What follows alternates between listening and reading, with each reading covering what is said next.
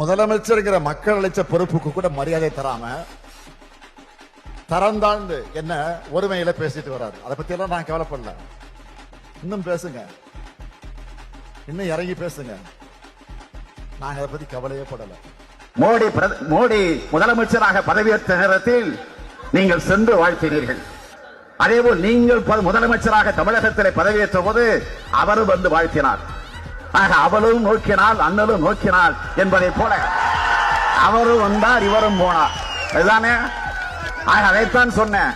ஆக பிஜேபிக்கும் அதிமுகவுக்கும் தொடர்பு இருக்கிறது, அதுவும் கள்ள தொடர்பு இருக்கிறது என்று நான் 7-8 கூட்டங்களில் பேசியிருக்கிறேன். ஒரு குட்டி கதையை சொல்லி, குட்டி கதை குட்டியை தான் சொல்லும்.